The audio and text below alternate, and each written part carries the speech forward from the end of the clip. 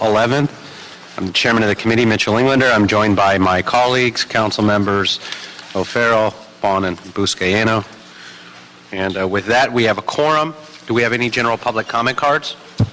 No, sir. Okay, seeing none, we'll go ahead and close public comment since there are no cards. And do we have any cards on any items? None. Okay, great. And so that'll close public comment on any of the items if there are no cards submitted.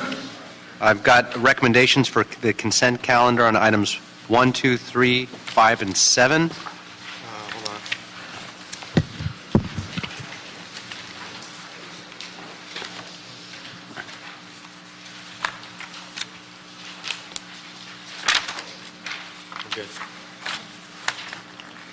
on. Items 1, 2, 3, 5, and 7.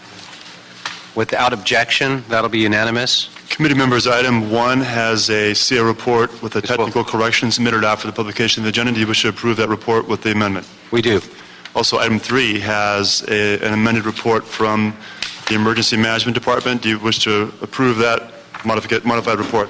We'll go ahead and approve that modified report as well. And lastly, number 7 also has a CA report with a technical amendment. Do you want to approve that as part of your action this morning? Yes, we'll approve that with the technical amendment as well. Thank you. Great. All right, that'll be the order without objection, and we'll jump into item 4.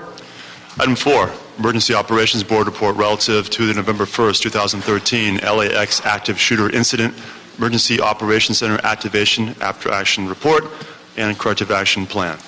Great. Thank you very much. Good morning, members. Anna Burton with the Morning. Emergency Management Department. Before you is the after action corrective action report from the November 1st EOC activation. This report is specific only to the EOC and what occurred during that morning when we activated the EOC in support of the November 1st LAX shooting. I'm sorry. If I can just ask the folks that are in the room to, it's just sort of an echo chamber, just keep it down. If you've got conversations in the back, if you want to take them outside. Thank you. Thank you. We activated the EOC that morning in support of LAX, specific to assist them in any mass care and other support activities that were occurring in the field. As required, whenever the EOC is activated, we do draft an emergency, an after-action report, which is forwarded through the Emergency Operations Board and is approved and then forwarded to the Mayor and Council for approval and file. Great. I'm going to go ahead and I know the after-action report was actually already heard in another committee, and that's not what agenda is agendized here specifically. But with that, I'd like to turn it over to my colleague, Councilmember Baumann. Thank you, Mr. Chair. Thank you very much for your report.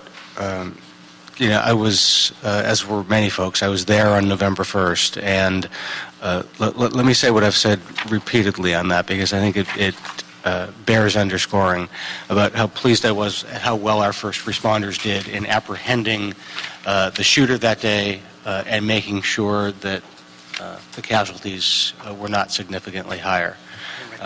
Had some very serious concerns that day about communication and about the management of crowds and the repopulation of the airport. My personal feeling is despite the horrible tragedy that day, we got lucky. We got lucky that the shooter was by himself, and we got lucky that the shooter was targeting TSA employees and not the general population, because the casualty count could have been significantly higher had he been shooting randomly. We also got lucky in that because he was alone and not shooting at the general population, we got lucky in that all of the flaws that we saw in LAWA's evacuation and communication procedures didn't result in higher casualties. We discovered since the after-action report, or since the November 1st incident, that the airport for a very long time has dealt with emergency operations from a frame and from a perspective of preparing for aircraft-related or airfield-related emergencies. And as a result, on November 1st, there was an airside evacuation where people ran onto the airfield, which is prescribed in their evacuation plan. But there was no evacuation plan for everybody who was on the pre-screening side of the counter, so that folks ran out into the central terminal area. They were stranded there for a long period of time, and we made some recommendations and some directions in TCT committee the other day. I appreciate the report that you put forward. I actually thought it was very informative, although I thought some of its criticisms were gentler than they could have been, frankly. One of the things you pointed out was the fact that the airport's reliance on Twitter as a means of communication that day was inadequate. I think that's a dramatic understatement. First of all, could you just give sort of a general summary for folks about what you thought went well and where you think the need for corrective action is? Yes, so this really didn't deal with any of the operations that occurred at LAX, other than the communications between the LAX their Department Operations Center, their command post, and the city's Emergency Operations Center. We did activate the EOC before 10 a.m., and we're in direct communication with them. I think some of the things that went well from our perspective is that we do have a 24-hour duty officer who acknowledged the information, contacted those necessary agencies, and activated the EOC quickly in coordination with not only the Office of the Mayor, but the Fire Chief. So we were in direct support of that, and we identified the need very quickly that there could be potential mass care responsibilities and expectations. So we identified and started to coordinate that. We brought in the American Red Cross quickly in support of that effort, as well as the city's Recreation and Parks Department. With the unknown term that could be expected, we identified facilities that were within a reasonable distance and actually deployed some resources to set them up as shelters. So we had various supplies and other resources sent to 2 different sites in an expectation that there could be long-term or short-term, really, sheltering needs of those individuals. I noted from your report that the bulk of the communication between the folks at LAWA that day from their DOC and your department was through conference call. Was there anybody from your department who was on site at any point in the day? No, we did not deploy anyone to the Fenton. I think one of the recommendations that we see internally that would have been beneficial for us to have someone on site at the command post or in the direct vicinity to support some of the needs and the communications that we weren't getting from the command post. What our report does not include is the internal reporting and analysis that LAX is doing in terms of how their ARC, their communication center, communicates with their Department Operations Center, the different responsibilities and roles, and how they would internally communicate with the command post on site for an event that, in this, as you mentioned, was pre-entry to the airport facilities. Yeah. So we are working with them to look at how our EOC would communicate with them in another event in the future that is much more effective. And I think that really emphasized is the communication between their internal facilities resulted in our EOC not having information as we needed to support them. Yeah, I'd strongly recommend you have someone on site for a future incident. One of the things we saw that day is while you guys effectively identified the evacuation centers, while you effectively deployed the Red Cross, for the bulk of the day, the Red Cross had trouble getting in to the airport because there was not a good landside evacuation plan, because the transportation systems in and out weren't as effective as they should have been. Nobody was really going to the evacuation sites. I think we had a handful of people who went to the Westchester Recreation Center, which was the primary evacuation site. And perhaps if there was someone on site, they could have helped identify that. You talked in your report about some of the ways that technology could be better, and you talked about perhaps they could have used some of the DOT remote signs to indicate to folks what to be doing. Any other communication recommendations you have for the airport? I know one of the things that we discussed was the potential use of the mass notification system Alert LA, and that's really designed for the 911-based system, home telephones. But in this case, we should have considered the use of WIA, the new wireless emergency alert system, and that only contacts individual cell phones. And given the impacts of all of the transportation routes in and around, if we had used that system, I think we would have been able to notify anyone using any of the ingress or egress routes around the LAX to advise them of what was happening and when it would be clear.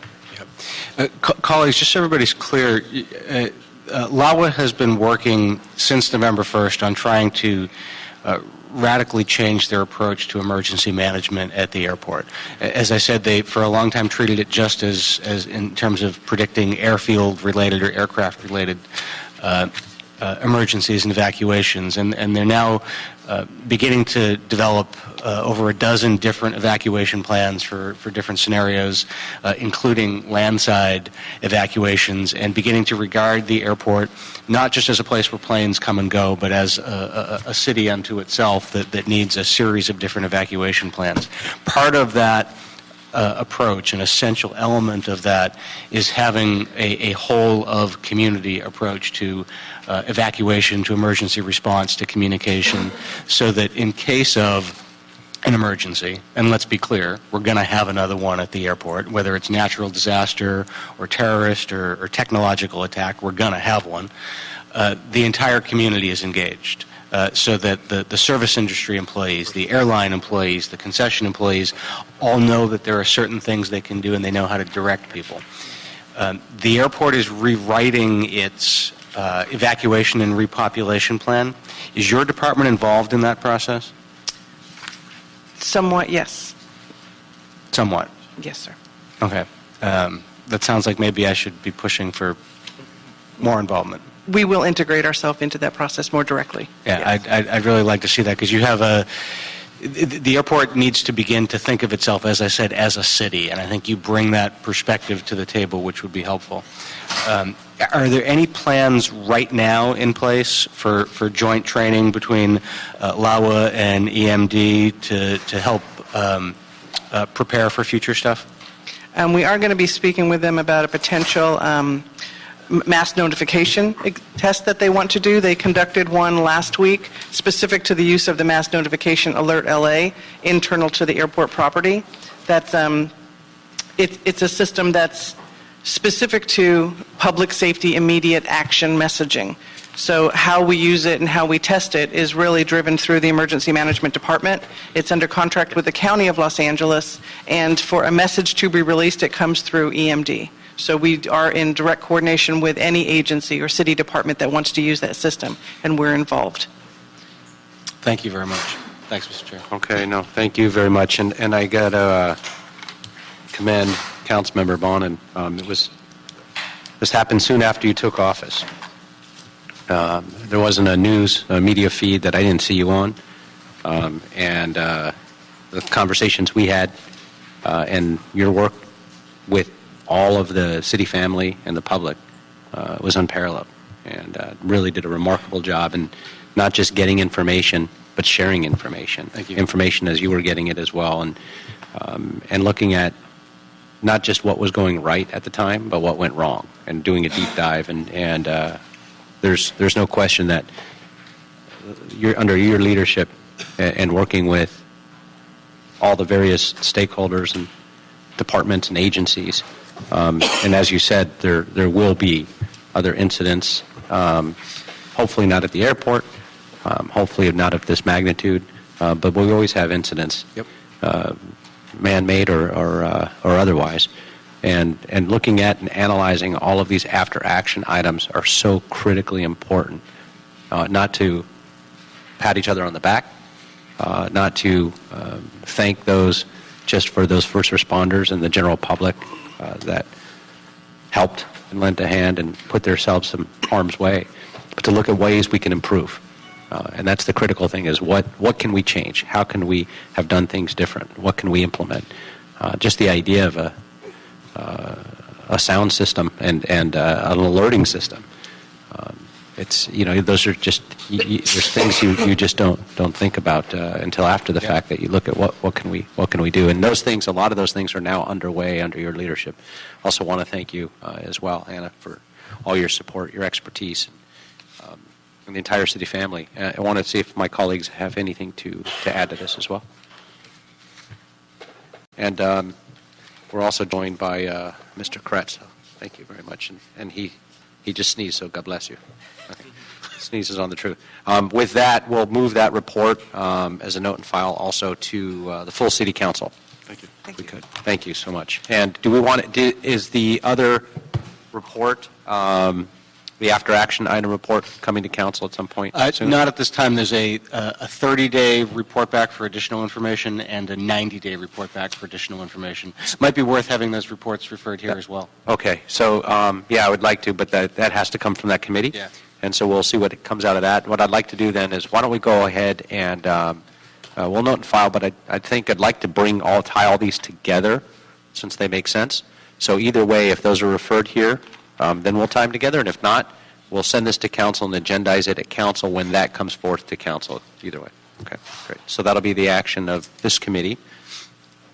Without objection, that'll be the order. And now we are on item 6. Item 6, motion Englander Bonin relative to instructing the CAO and the CLA to report on the recall provisions for retired fire members as defined in the city charter and LA Ad Code, including the applicability of these provisions to the current Los Angeles Fire Department staffing shortfall, and to include a financial analysis of cost factors involved. Great, thank you very much. And do we have the CAO here to report on that?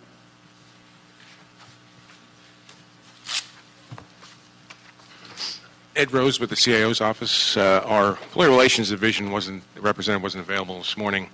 However, we would respectfully request if we have some time to report back on this to take a look at legal implications and the pension impacts of this proposal. So this is what I'd like to do on this. I'd rather not hold it in here. Okay. I think this is it's now urgent, particularly in light of the fact that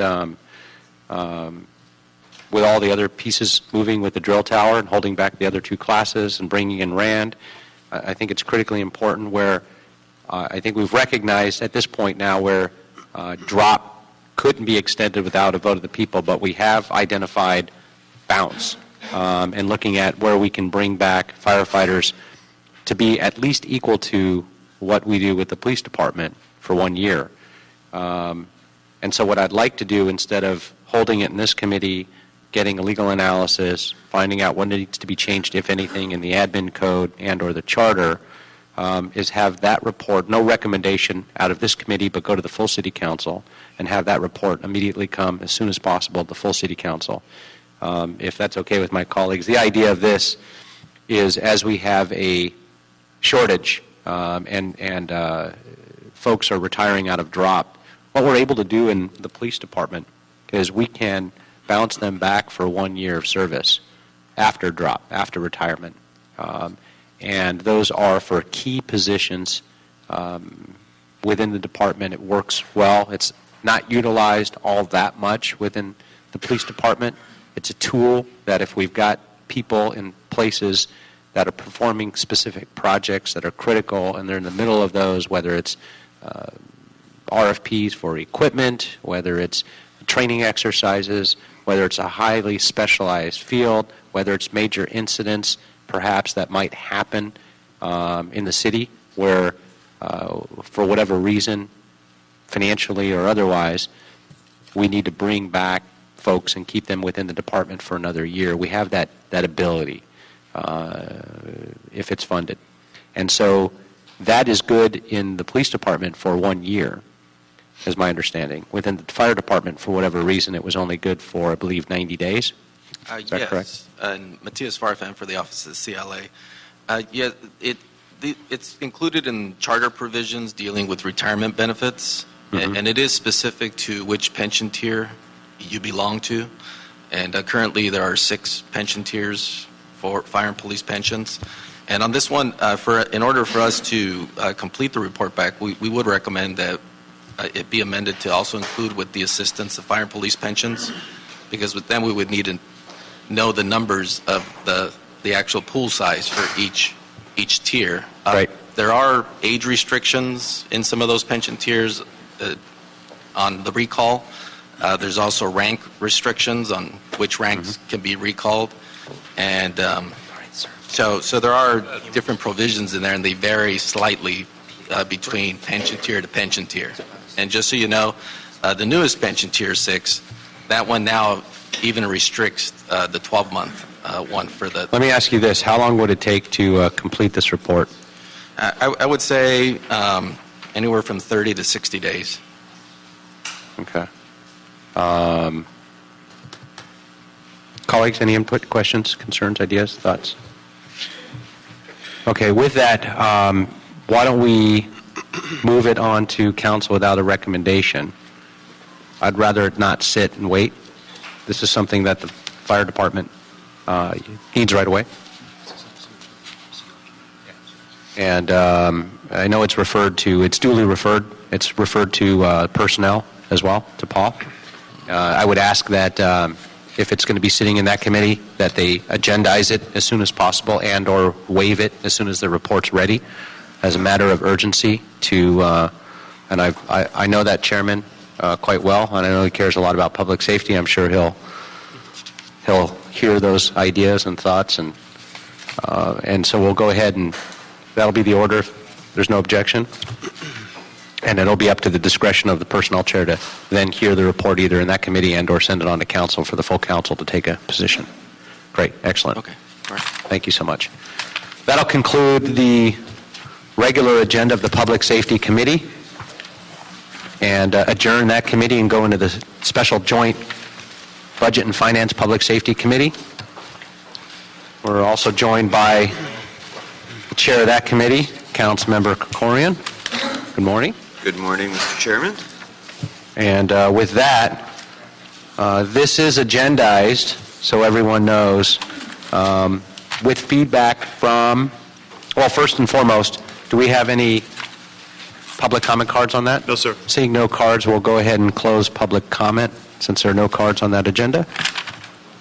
Are there any general public comment cards on that agenda? None. None. Okay, we'll go ahead and close general public comment on that as well.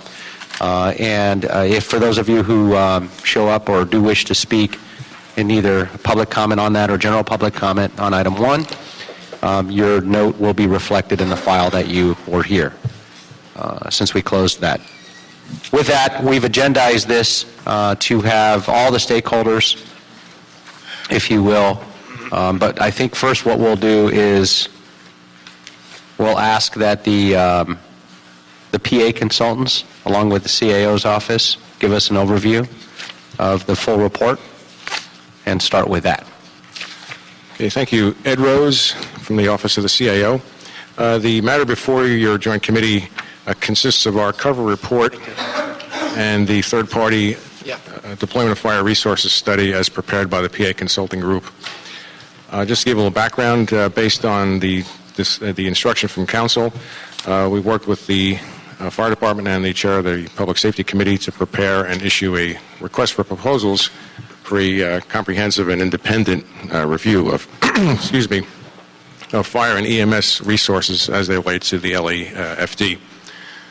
We issued that last year, and in response we got 5 consultants responded back to our RFP, and we convened a evaluation committee consisting of the CAO staff, the fire administrator for the LAFD, the director of systems for the LAFD, a LAFD battalion chief, and a chief deputy from the Los Angeles County Fire Department. Our report basically was released on March 3rd and basically summarizes the findings and the recommendations that was undertaken and recommended by the PA Consulting Group. We note that the study will provide a net savings of $8 million annually. That should be prefaced by that if these recommendations were adopted concurrently, that's what your net savings would total. In general, we recommend that any savings that are generated from adoption of any of all of the recommendations that are contained in the report would be reprogrammed back to the fire department to address any critical budget needs that they may have on a go-forward basis. So that was one of our general recommendations. Specifically, I'll run down our recommendations before I turn it over to Mr. Andy Ray next to me. The first is direct the CAO, the fire department, and other critical entities as appropriate to serve as a working group to assist the fire chief in overseeing the development of an action plan based on the adopted long and short-term recommendations that are outlined in the study. Secondly, authorize the fire department, assisted by the chair of the Public Safety Committee and the CAO, to prepare and release a request for proposal for a consultant to assist in the fire department in the development of a standards of response coverage document, which basically measures and analyzes critical fire and EMS risk throughout the city as far as community needs are concerned. And also, we request that the mayor include in his 2014-15 proposed budget any recommended actions that are taken be implemented next fiscal year as soon as possible. Next recommendation is to instruct the LAPD to assist the fire department in undertaking an analysis of combining the computer-aided dispatch systems of both agencies. And lastly, we identify as appropriate any specific staffing or personnel-related recommendations that are contained in the study. If they are approved, that would require any labor negotiation process that they be referred to the Executive Employee Relations Committee. And at this time, I'd like to turn our discussion over to Mr. Andy Ray at my right to give the specifics of the study. Thank you. Excuse me. Thank you. I'm Andrew Ray. I'm a managing director with Navigant, and I led the PA study that's before you and continue to support the city on some issues related to LAFD. The analysis in the report covers three specific areas: organizational and operational recommendations, and these were largely based on industry best practice, interviews with LAFD and other key stakeholders, industry research, and the recommendations from experts on our team. That analysis revealed cultural, organizational, process, and technology challenges facing the department. The first section of the report is really intended to set a long-term roadmap for the department and to help them measure progress against them.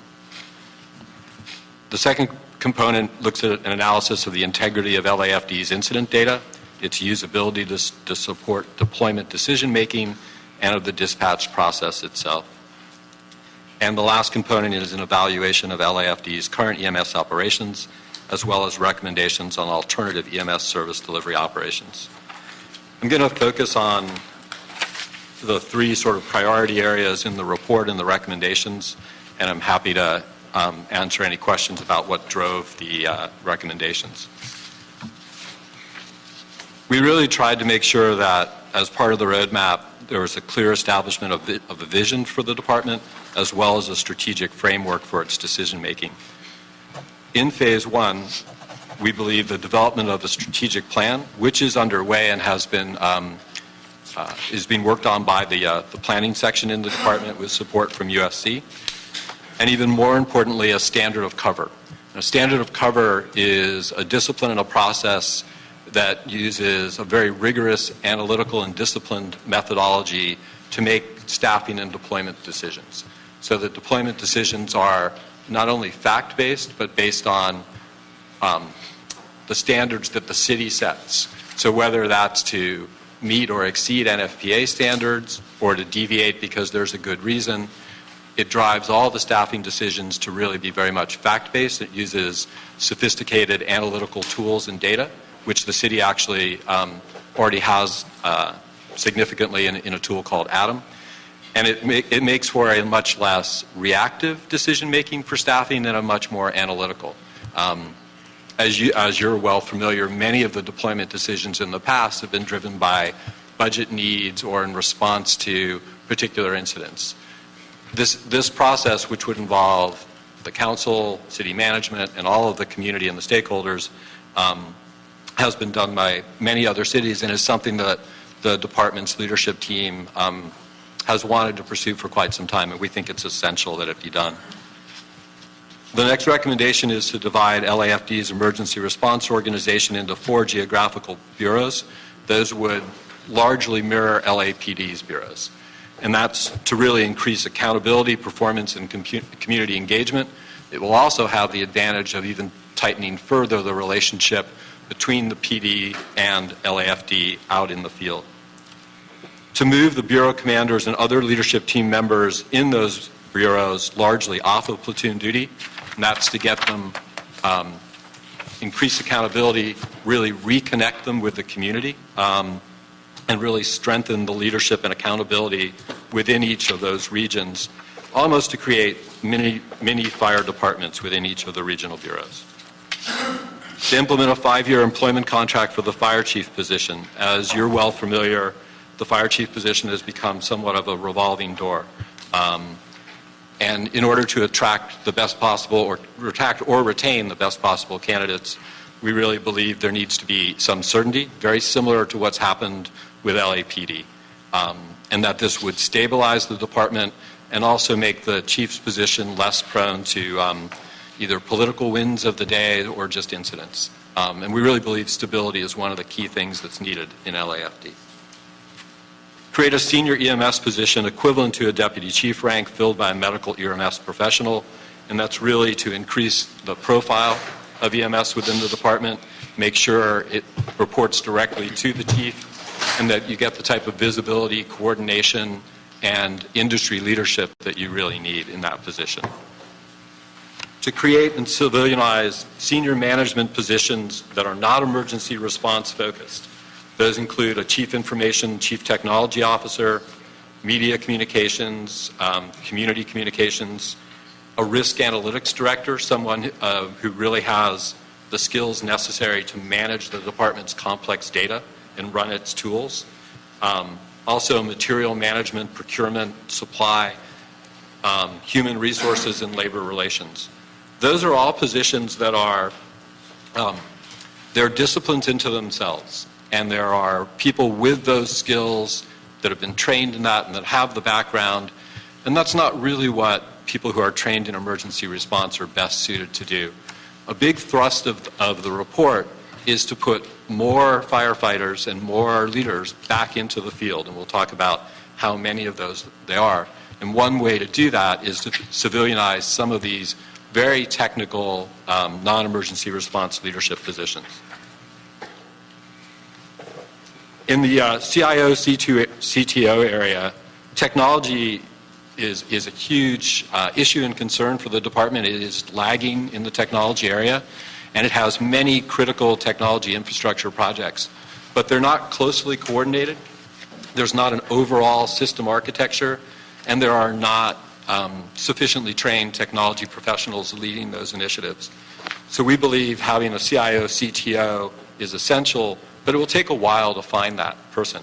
In the report, we recommend that in the interim, with aid from the police department's technology area, all of the technology projects be evaluated, make sure they fit and that they're well thought out and even more importantly, well coordinated, and that those projects be quickly reviewed by a task force headed by the police department's technology officer, the deputy mayor, CAO, and CLA.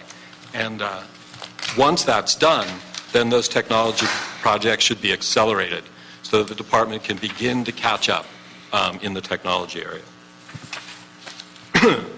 To civilianize rank and file positions which don't require fire suppression expertise and or experience. This includes the dispatch call takers, fire prevention, air operations, grants, etc. It's spelled out in great detail in the report exactly where that would go. In doing that, you'd actually be able to, if the report was fully implemented, put 198 firefighters back into emergency response positions and replace them with civilians. And obviously, people have different opinions upon that, but in most of these areas, the city of LA is lagging almost every other city in the United States, every city in California, and civilianizing large portions of the dispatch center and other non-emergency response is much closer to best practice. And in the case of LA, where you do have a shortage of firefighters, putting almost 200 firefighters back into emergency response quickly would be, I think, a a real benefit.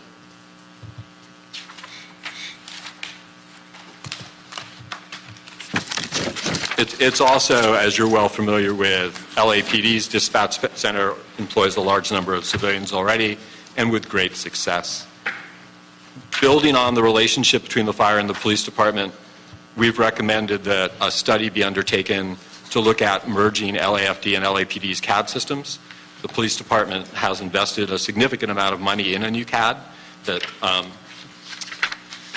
there are indications has the capability and capacity to handle both fire and police. And it's not something that should be undertaken lightly. We're not recommending to do it tomorrow.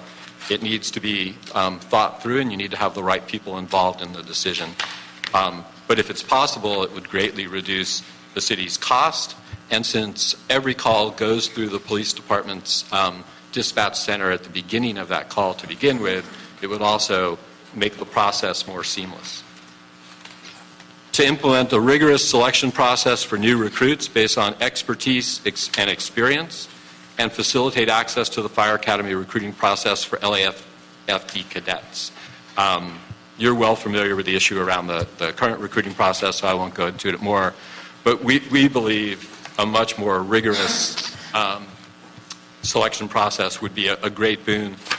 And we do agree with some of the comments from UFLAC and others that the department does need to hire up. But it only makes sense to hire up if you have a recruiting process that really works. And so getting that fixed quickly is absolutely essential. There's some fairly significant attrition coming in the next several years, and you need to be able to not only meet that attrition, but we believe get a little bit ahead of it to help reduce the significant amount of sort of overtime and other things that the department's facing. To upgrade the position of staff assistants to a captain, which would support the battalion chiefs and extend it to all battalions. That's to do two things. One, we do believe the battalion chiefs, for safety issues and to be able to manage emergency responses appropriately, need that level of support so they can focus on the emergency. We also think that that position could be key in providing a better pool or a more robust pool of candidates to rise up to battalion chief, to basically create a much better succession path with more qualified, more trained people who have a global view of what it's like to be a battalion chief and manage those type of situations. To standardize the task force based on the risk analysis that would be done in the standard of cover and supplemented by further analysis done by the department. So not to focus on whether it should be a 9-member task force or a 10-member task force. 9 is fine according to NFPA. LA is not exactly like every other city, so it needs to be evaluated. But to make that decision based on data analysis supported by what response times do we want and how do we want to respond. To implement 1+1 ambulance staffing model and the deployment of 1 paramedic on every engine in the city. Those are the priority 1 items. Priority 2 focuses on LAFD's operating model and specifically on the implementation of a risk-based deployment model supported by the implementation of a standard of cover and other additional changes. I talked about the risk-based approach. We believe in phase 2 that you really accelerate the implementation of technology and that you'll now have a chief technology officer who can help guide that and manage that and work closely with the sworn staff to make sure there's appropriate subject matter expertise. That model has worked very well in LAPD and we think would work equally well for LAFD. To design a pilot for the treat, not transport model. That's similar to what LA County does. It's a very complicated and difficult thing to change the delivery model that the city has. You provide exceptional service in the EMS area in terms of the patient experience. To change that experience is very difficult because it will be perceived as a takeaway. It can only be done if the level of service is equal to or greater. It works in other areas to have somebody else do the transport, but we believe the only way to really fully and fairly evaluate that is to do a properly well-designed pilot and really monitor how the experience is from all the stakeholders' perspective, and that you really we don't believe can move ahead before you've done a pilot and truly understand it. It's too much rhetoric, too much emotion, and you could change the level of service that's provided. Phase 3 really deals on cultural changes that in many ways will be the most challenging to address. Those include redesigning with all of the stakeholders the discipline process in LAFD, which is broken. If you have senior leadership all the way down to the rank of captain who don't want to engage in the discipline process for fear of litigation, fear of reprisal, not believing the system is fair, you have a system that's broken. And in discussions with almost everyone in a leadership position we spoke to, for different reasons, they believe that process is not functioning well and needs to be redesigned. Changing deployment and operating models at LAFD is a multi-step process. In the report, we've recommended significant changes to the management structure of the department, and we do believe change starts at the top. So before you make changes in the field, first you have to do the risk-based analysis. Second, you really have to get the leadership aligned. Those are difficult things. We're talking about moving some of the leadership off of platoon duty. We're talking about creating new regional bureaus. We're recommending that many of the assistant chief and even some of the deputy chief positions be civilianized. That's a huge cultural change effort. And if you did that in any government or corporate organization, it's a multi-step process. It needs to be very well managed. The CAO in their report recommends the formation of a working group. I think that's essential. The fire department will need help to manage through what's a change process, not just a tactical, we're making some reorg things. And so we think that's absolutely essential, that the city take a change management approach and do it in a measured, well thought out way, but with clear milestones along the way. And I think there's lots to learn from how LAPD has dealt with its issues, first with Chief Bratton and then with Chief Beck. But they've managed some very complex changes quite well, and we think the city has an excellent guide in following some of those examples going forward. Just a few issues that have been raised that we just wanted to address. And some of these were in the media, and some of these were in a recent letter from UFLAC's leadership to the chair of the two committees. The report, one of the statements was that the report makes very little mention of the recent budget cuts. We do actually acknowledge the recent budget cuts in the introduction chapter, and I think we've played a role in the CAO recommendation that whatever savings are achieved as a result of implementing all or some of our recommendations all be put back into the department. There are no layoffs in anything that we've talked about.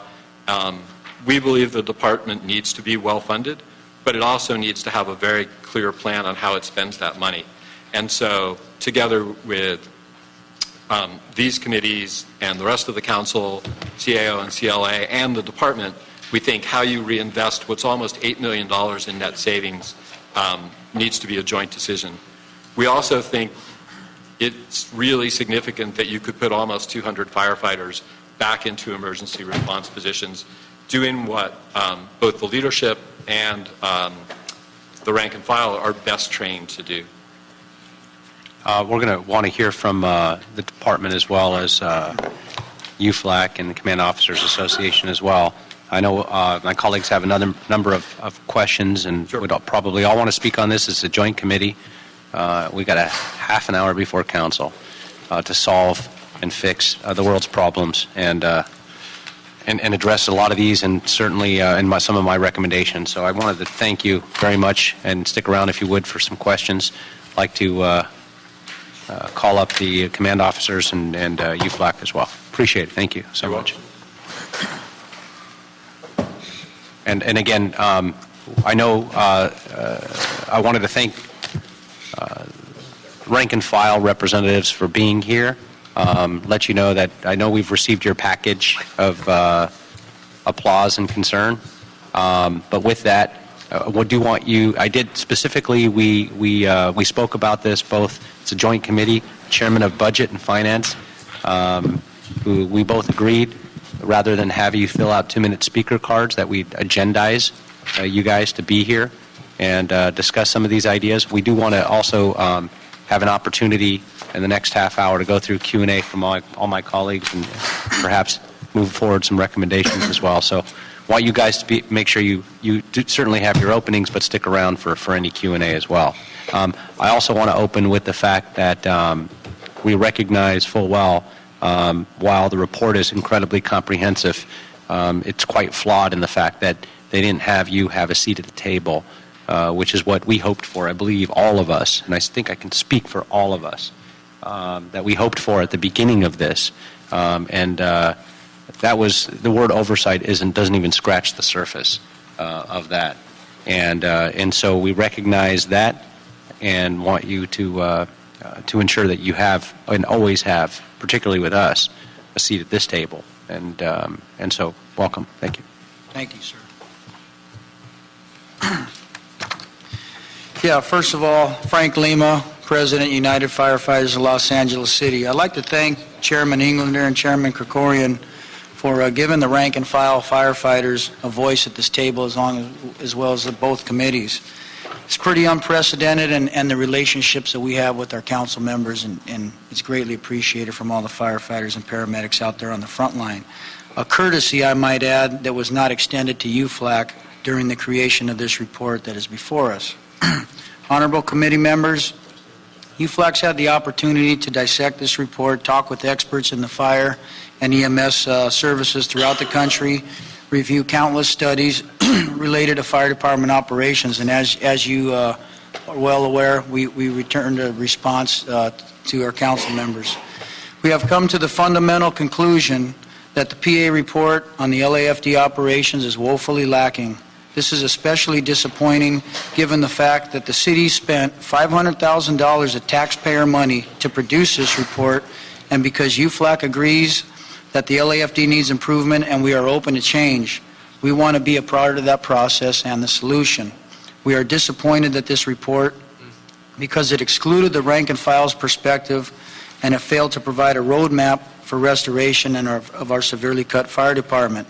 The report not only fails to address the massive cuts to our firefighters and paramedic resources, but further recommends staffing the fire companies. You are all aware that LAFD responds to over 1,100 calls per day. Over the years, the fire department budget has been cut 16%. We have had 370 firefighter positions permanently eliminated, plus adding hundreds of firefighters below that through attrition. To make matters worse, we haven't had a new firefighter hit the field in nearly 6 years. The mismanagement of our department has led to an increase in response times and a decrease in public service. These proposed reductions will lead to even greater delays in response times and damage the ability to respond to major life-threatening incidents across the city. UFLAC's review of the report revealed a number of concerns including the recommendations to change the ambulance staffing model, to civilianize nearly 200 positions, including sworn dispatchers, and reduce staffing on our fire truck companies. One of the major recommendations the PA study calls for is a merging of the LAFD and LAPD computer-aided dispatch systems, which is known as the CAD, but is completely silent on how this is actually to be done. PA consultant never outlined what efficiencies were successful on the police department side.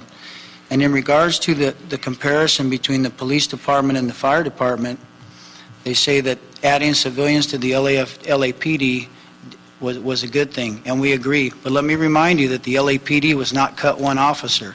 So if you took LAFD back to the 2008 staffing levels of a 3,800 member fire department and you augmented us with further civilians, we would also be more efficient as well.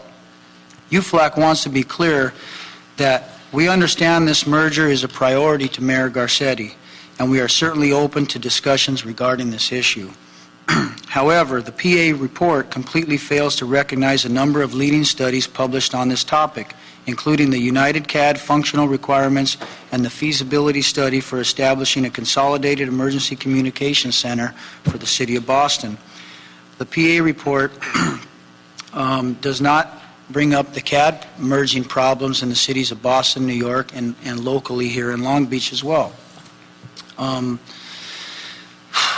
This is not an easy issue, but it's one that UFLAC is willing to discuss in good faith. It needs to be carefully vetted because millions of taxpayer dollars are at stake, and more importantly, Angelenos throughout our city should not be used as human guinea pigs in a grand experiment unless and until we are convinced that this merger can and will be effective.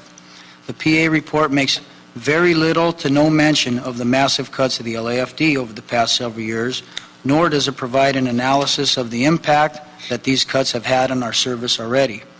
This is critical. As concluded by the independent LA County Civil Grand Jury, response times have risen and public firefighter safety has been put in jeopardy as a result of these cuts. The PA report hardly mentions the impact of these cuts.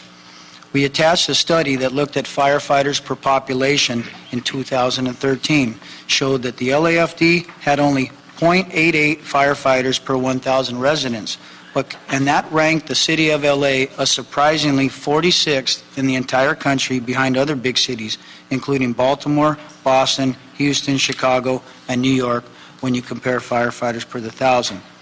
These numbers are actually misleading and don't even paint the entire picture because the lack of firefighters in Los Angeles is greater when you consider that many of the other cities in the study do not provide comprehensive EMS and ambulance services that the city provides.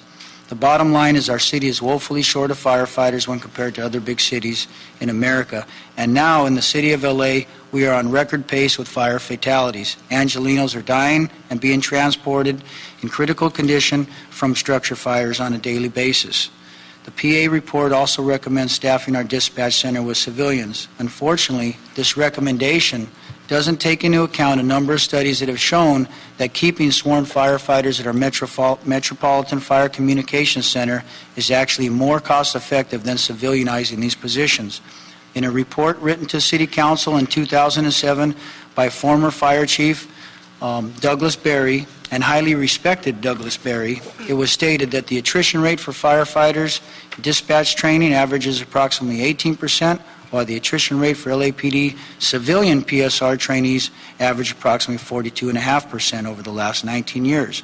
And this is important with the financial standpoint because when factoring in the substantial training cost associated with filling a revolving door of civilian dispatchers, while the city ultimately will be paying more for this service, while the quality of the work of these critical positions will inevitably suffer with less experienced call takers who have never worked as a firefighter or paramedic in the communities. The MFC, Metropolitan Fire Communications, has also served as a great profession for injured firefighters who have fallen through roofs, who are in wheelchairs, and who can't work in the field anymore, and they are not milking the city out of a disability pension. They have a place where they could go work and continue their duties. I heard a comment earlier in regards to the NFPA, and NFPA is fine per staffing with the 10-member task force. I'd like to say that I've never seen Mr. Rea at an NFPA 1710 committee conference. It's a national committee, which I am a sitting member on, and I'm well aware of the standards of that committee, and it is very misleading and is actually wrong. There's no mention that decimated 11 engine companies, 7 truck companies, and ambulances were permanently eliminated, and firefighter injuries have increased, gone to the burn center. And I'd like to take the moment to thank Councilman Englander for visiting our firefighters in the burn center with me on several occasions. Thank you. If we're going to talk about taking a firefighter off of a truck, then you know what? Just close more trucks. The trucks that we have now, let's just staff them right. Additionally, PA Consulting proposes reductions that we believe will ultimately have negative effects on the daily staffing and deployment as well as operations over performance. They also stated that the LAFD should perform a full community risk assessment and standards of cover effort. our studies from across the United States, they couldn't believe that this study for $500,000 did not include a standards of cover or a risk assessment. Those transparent, stakeholder necessary self-assessments should be done before making major change suggestions that are masked with big savings amounts. We find fault with the overall study, but UFLAG does agree with some of the recommendations of the report, including the need to have a technology expert and the need to reform our broken disciplinary system. We are not defenders of the status quo, and we agree that our department needs major changes. The fundamental problem with this report stems from the fact that our leadership and rank and file firefighters were not included in the process. We have been included. Had we been included, we could have collaborated on meaningful recommendations that would have been supported by the 3,100 firefighters, paramedics, and dispatchers, inspectors, pilots that we represent. We look forward to continuing the dialogue on the critical issues facing our fire department and working collaboratively to institute positive reforms. Our members are dedicated to public safety in Los Angeles, and we desperately want to be part of the solution to fixing our once great department. Okay. Thank you. Thank you very much.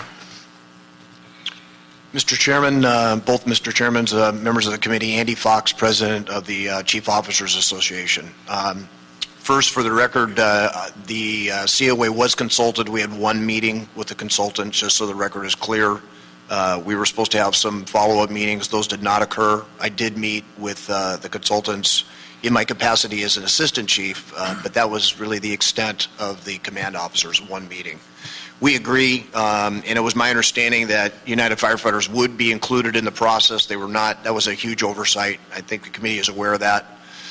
To that end, the CAOs recommend a work group. I cannot emphasize that enough. This report is very complex. It has a lot of moving parts to it. I can tell you that done outside a work group process, a labor management work group, this committee will be dealing with a mess. If the department simply does its level best at the management level and brings forward a report, there will be labor relations issues, and if anything lends itself to a labor management process, it should be this report. Notwithstanding Frank's comments, we believe that this report actually is a basis for fundamental changes in the fire department. And I think Frank actually said that. We don't agree with many of the items in this report, but our deployment model has not changed in 50 years, and we need to do something differently. Our mission has changed. Our mission is now EMS, and it is brush fires. Yes, we go to structure fires. Yes, we have hazardous materials. We are all risk. But our basic deployment is back from the 60s and the 50s, and we have not changed that, and I see this report as an opportunity to do that. I do want to make a couple of brief comments on some of the specifics in the report. Two items. First, the standards of cover that is critical should be the very first thing that we do, and I think the report recommends that. The second is it recommends a 5-year contract for the fire chief. We currently have an interim fire chief. Any discussion on this report in terms of organizational impacts, I think the city needs to complete its search for a fire chief and select a general manager. So whoever that general manager is an active participant in the construct of this report. It just makes sense.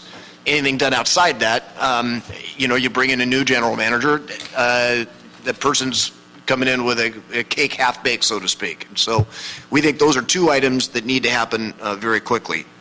The other thing is I would just caution the committee on some of the recommendations that may look good on paper, but when put into actual practice, they don't work.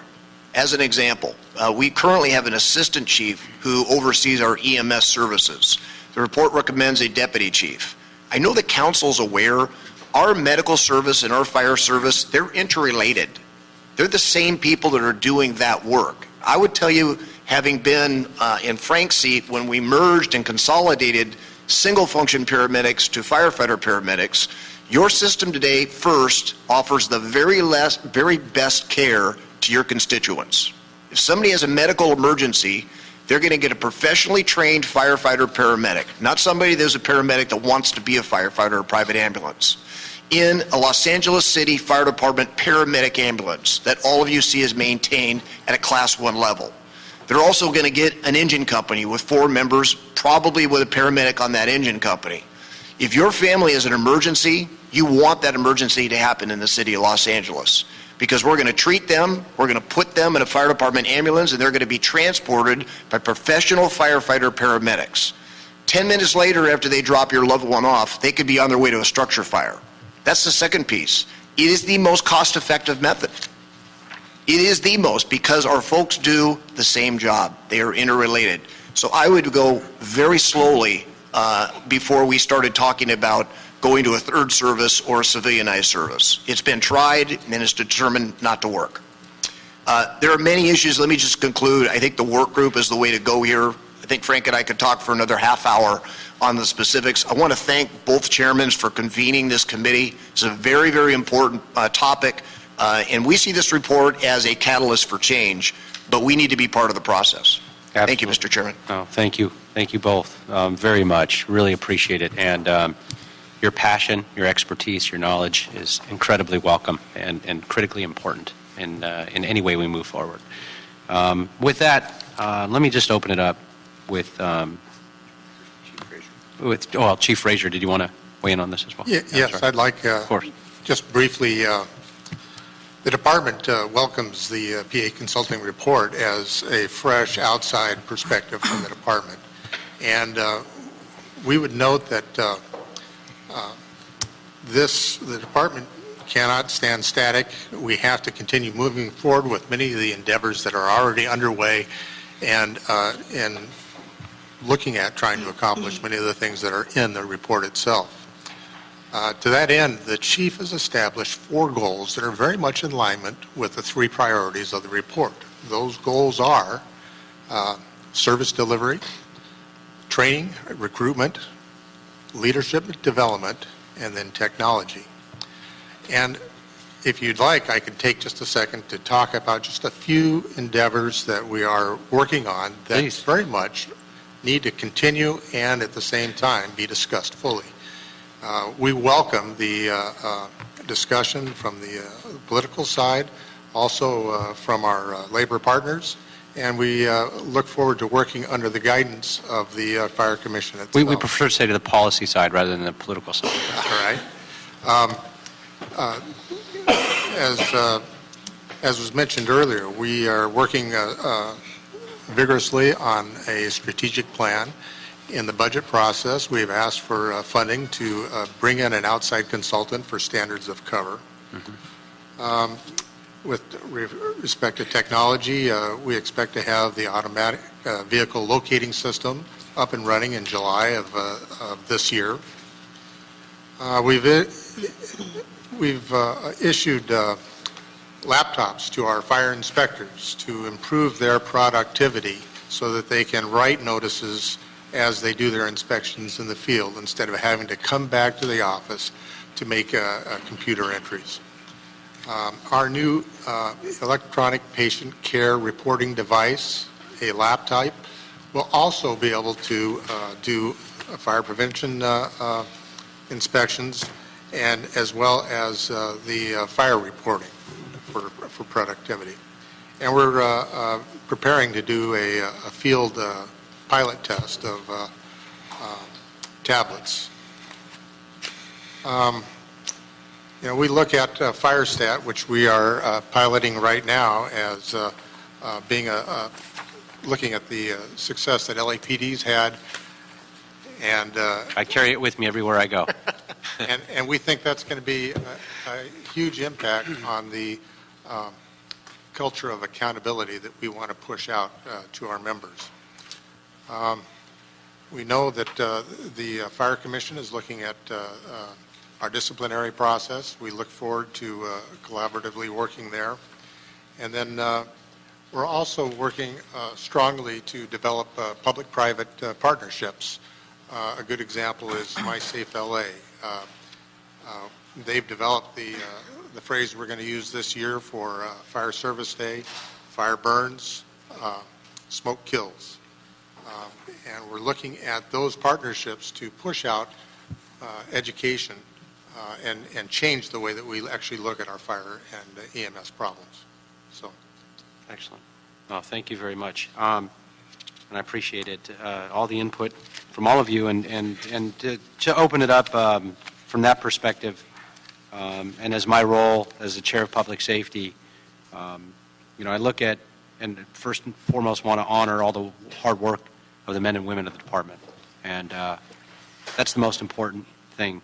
And looking at their precious resources and what we can do to help them is really what this is all about, making sure that the public in the city of Los Angeles is protected.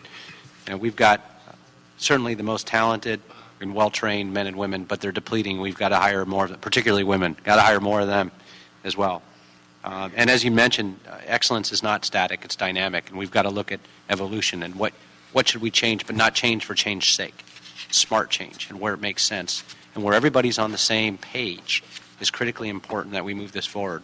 One statement that I sort of disagree with that was made earlier, and I'm not quite sure who said it. I think it was the consultant, was that change comes from the top down.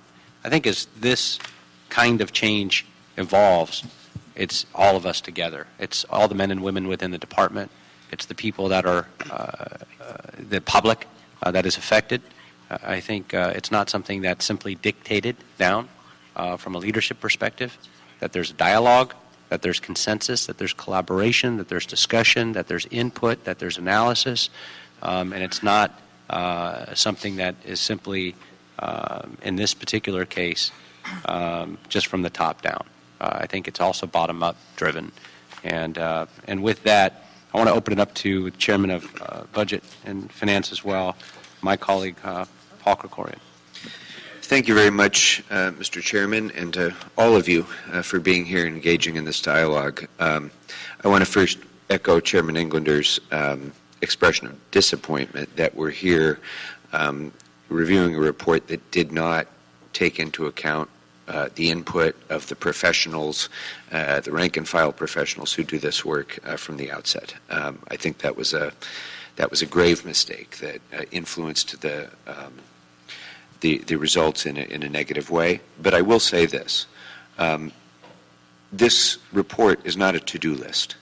It's not a strategic plan. It is the beginning of a dialogue. And I think, to Mr. Fox's point, this is something that labor and management and the council and the mayor are going to have to engage in a long discussion, and this is merely the touchstone to begin that conversation.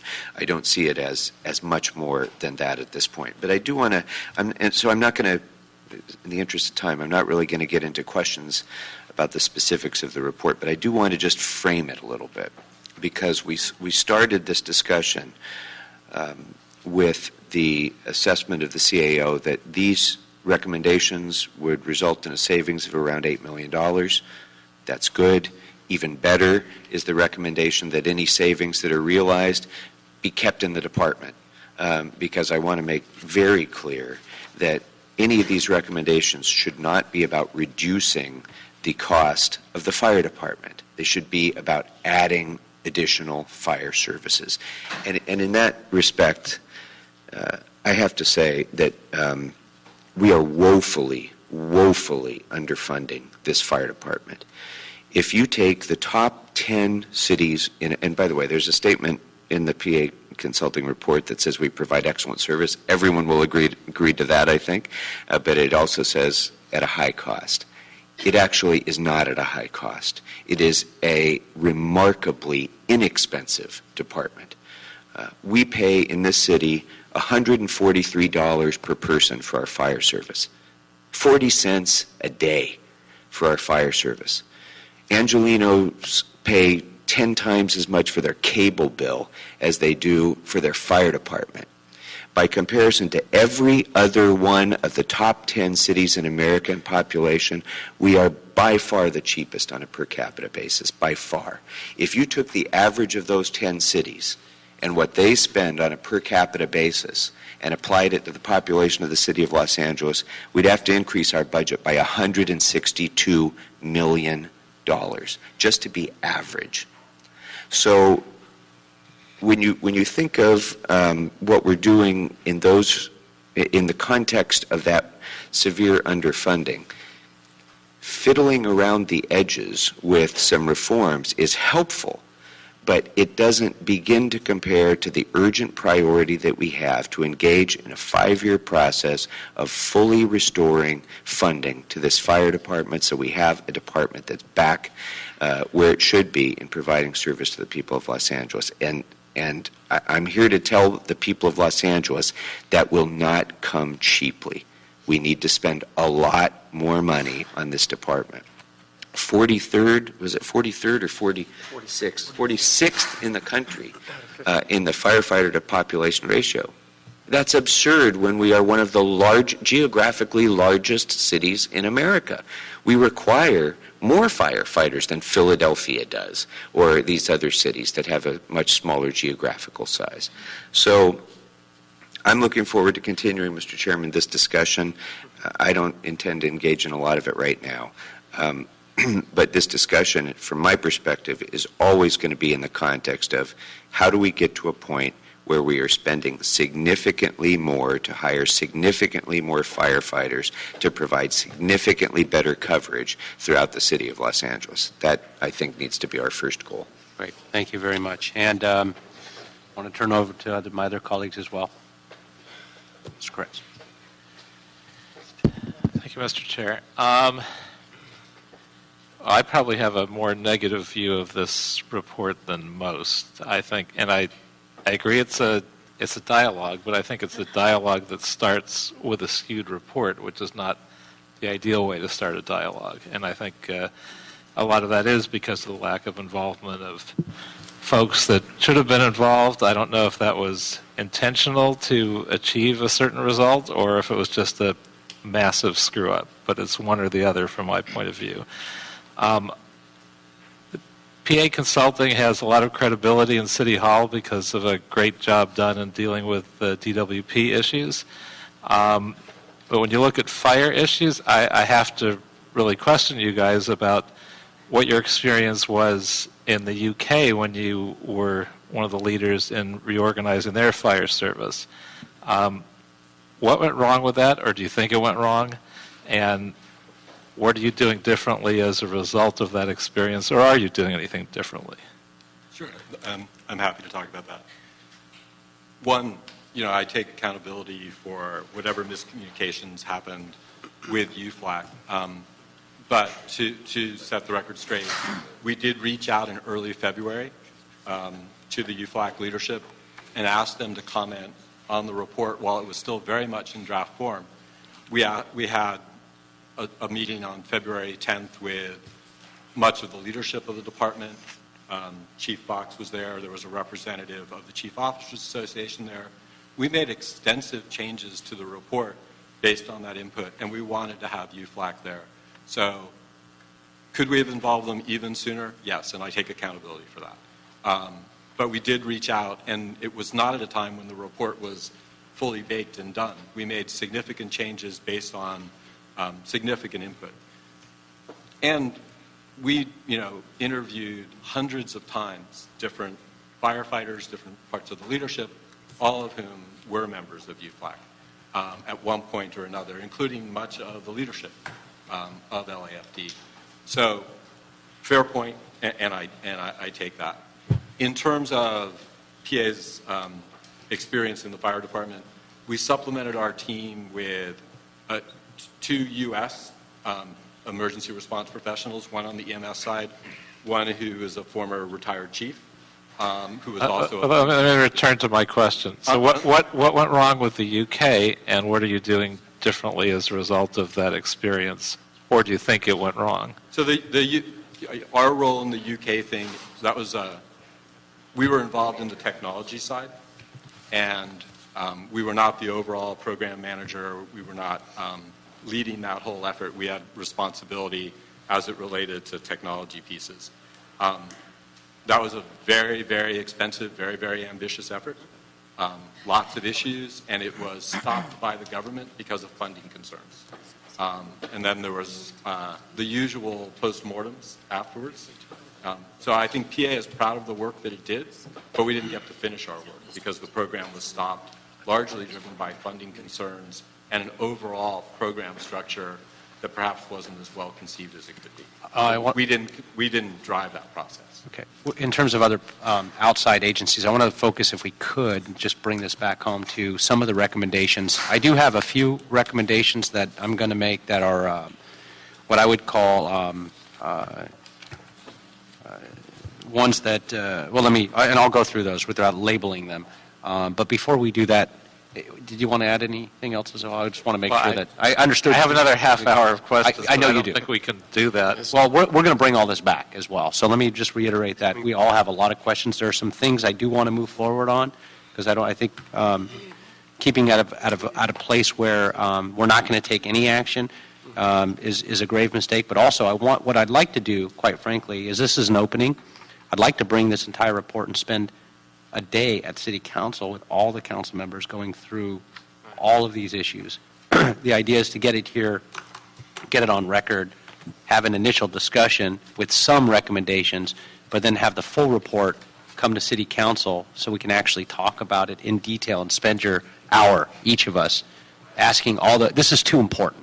This is one of the most important things we do as a city, period, bar none, is public safety and ensuring that we've got a fire department that's well-equipped and funded and staffed and operational. And it's absolutely the cornerstone of what we do. So I want to spend the quality time in council on that as well.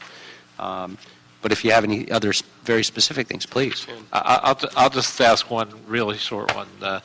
I know we're talking about merging the LAFD and LAPD computer system, presumably to avoid the extra 30 or 45 seconds that you get when you call the system and then something's referred to the fire department system.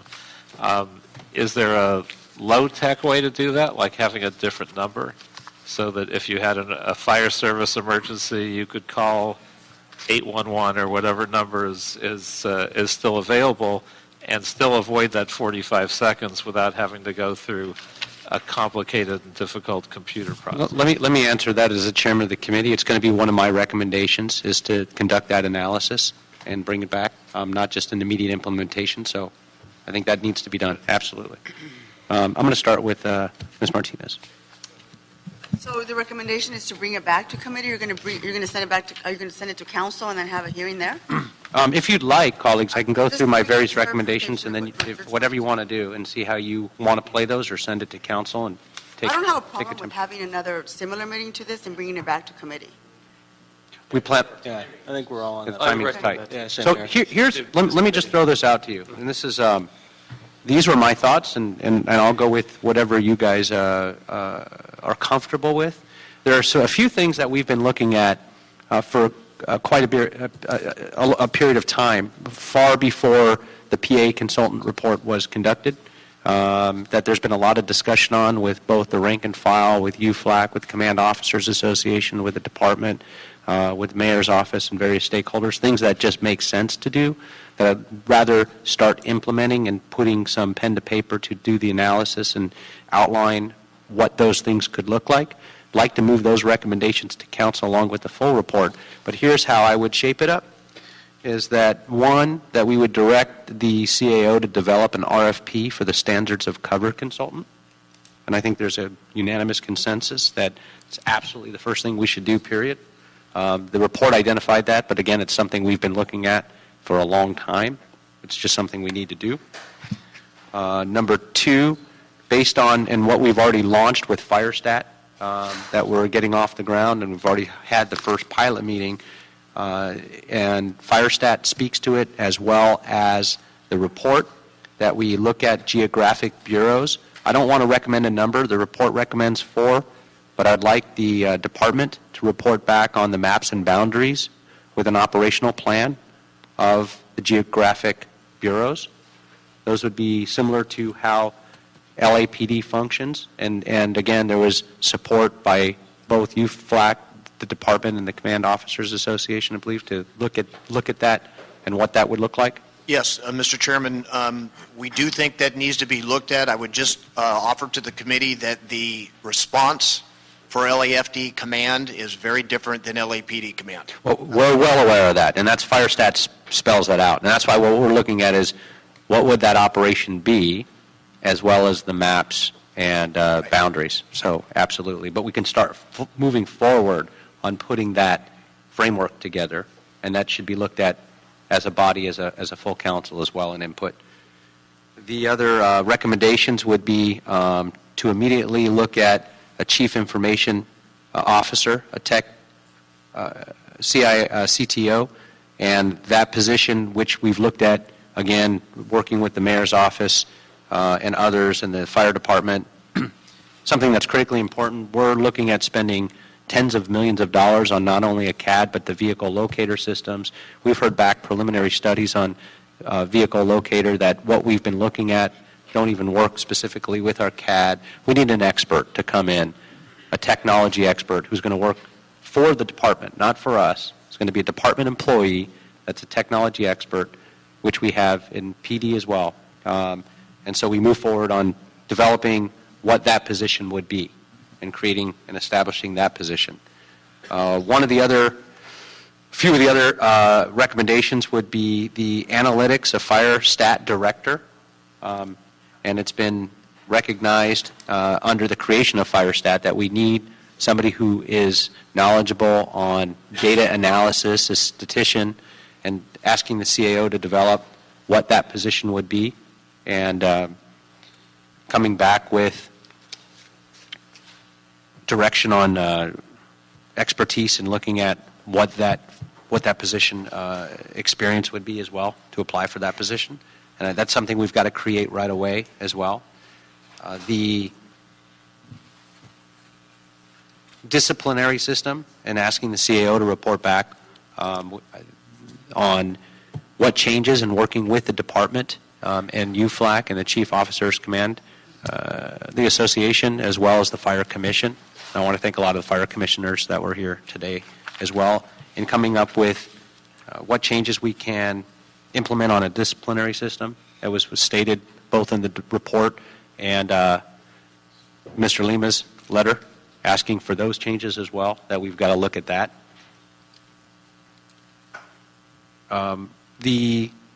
Asking the CAO to create a senior EMS position or equivalent to a deputy chief rank and file, and looking at that and what that would mean in terms of what parameters and what experience and what type of position that would be, knowing full well that over 80% of our call-outs are medical related. So a senior EMS position is something also that both UFLAC and the department, I believe the Command Officers Association, is something that they've asked for in the past or considered. So we'd look at least what that position would entail.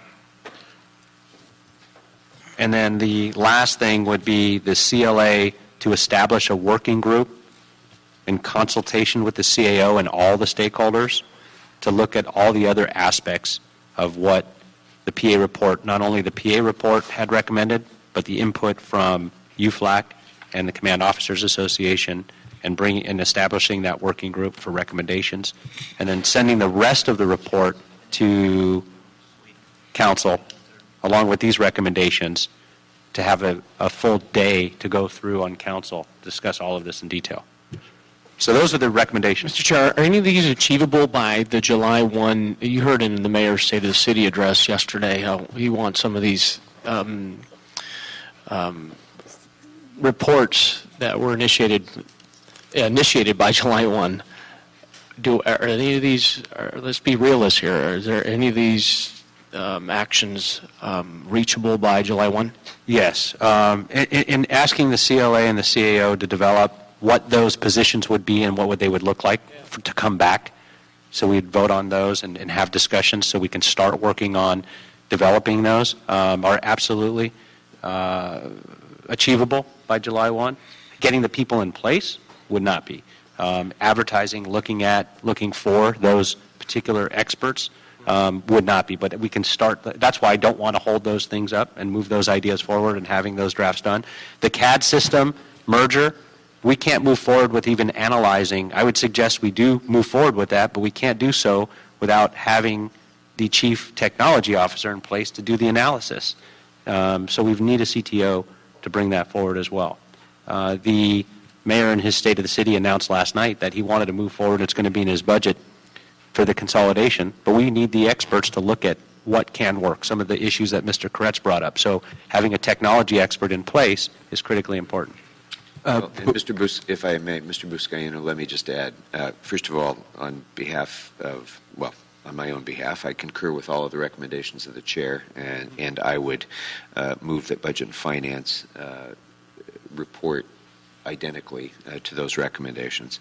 Budget and Finance will closely review all of these recommendations in the context of the fire department's budget, particularly with regard to position recommendations and so forth. So all of these will be heard again during the budget process, and then again very thoroughly in council. Very good. Thank you, Mr. Chair.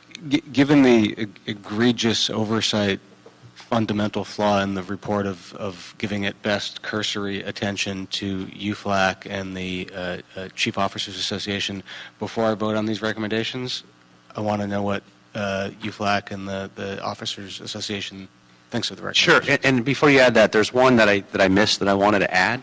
And that would be, and this was not in the report, but it's something that I've been asking for a long time, and now's the time to do it, an executive director position for the Fire Commission. It's something that's completely lacking. We've never had one. I've said that if we can clone Richard T. Fink, we would do it, but he's only one person, and he knows PD well. But the police department has one. It's a place that we've always needed one. The commission agrees as well. Talked to many of the fire commissioners and the fire department, and Frank and I have talked about that as well. There's not a liaison specifically for the commission, and it's critically important, particularly as it pertains to all of these elements. So to create that position, of course, from a budget and finance perspective, we'd have to identify the funds to do so, and I would add that to it as well. That'd be my last one. So, just the only thing is the deputy chief to oversee EMS operations. That is something that the department hadn't done in the past, although albeit it was a number of years ago. We actually created a separate bureau. We determined over years that was did not work. Basically, essentially, for what I explained is that the work is interrelated, and so at that high a level, it's been our experience that one deputy chief or a bureau commander should be overseeing all fire department operations. Now, if you're going to go into geographic bureaus, it even more lends to that deputy chief in charge of that bureau should have ultimate accountability for all the resources. That is to say that we should have EMS experts that are within the system. But so that would be my only comment. If I can just, sorry, I've got to interject that we cannot have a quorum of the council until this committee concludes, and it's now 10:15. Those recommendations were merely for reports back. Right. Report back about the EMS director and the analytics director and so forth. There are reports back. So I'd just like to hear from Mr. Lima very quickly before I vote, though. We have no objection to the recommendations made by the chair. Okay, cool. Chairpersons. I just want to make sure we had you guys on the record. Thank you.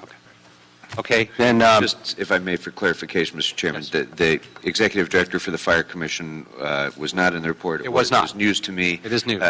But we've brought it up in this committee many times. Yes, so as long as it's in the context that we'll consider this as part of the budget process as well, right. I don't have an objection to that. Perhaps we should consider a council liaison as well. Yes. Harrietto type. That's up to the department. So with that, it'll be unanimous by the Budget and Finance Committee. Absolutely. Any objection? No objections. And then by the Public Safety Committee, that'll be unanimous on those recommendations as well, and we'll send it all to council with those recommendations, and we are adjourned. You hold your questions for the council members until a later time. We need them down in council to start. We have quorum issues.